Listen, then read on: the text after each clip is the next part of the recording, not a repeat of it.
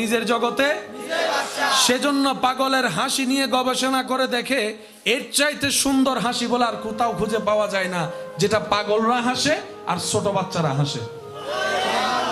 ছোট বাচ্চার হাসি এমন মাধুর্য যে দেখে মন খারাপ ওয়ালার মনও ভালো হয়ে যায়। মাঝে মধ্যে ছোট্ট ছোট্ট বাচ্চারা যখন কিলকিলাই করে আওয়াজ করে হাসে, ওদের হাসি দেখে কান্না করা মানুষ পর্যন্ত কান্না থেমে যায়, দিলটা খুশি হয়ে যায়। বলেন না সুবহানাল্লাহ। এই হাসির মধ্যে কোনো ভেজাল? আর আমাদের হাসিতে ভেজাল, ডাক্তারের হাসিতে ভেজাল, রোগীর হাসিতে ভেজাল, কারণ আমরা কেউ শান্তিতে।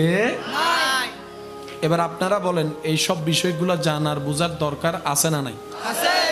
দিন দিন কি সংসার জপতেছে না ভাঙতেছে? তাহলে জানার দরকার।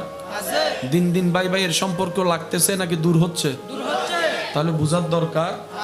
আর হাজার প্রবলেমের সমাধান যে এক জায়গায় পাওয়া যায়, এটার নামে ইন্নাদ্দীনা ইনদাল্লাহিল ইসলাম। অনেক মানুষ আছে দেখবেন নিজের জীবনের কিছু ভুল সিদ্ধান্তের কারণে তখন সে নিজের চেহারা নিজে আয়নাতে দেখতে রাজি হয় না। নিজের চেহারা নিজে আয়নাতে দেখতে রাজি হয় না, নিজের উপর নিজের রাগ লাগে।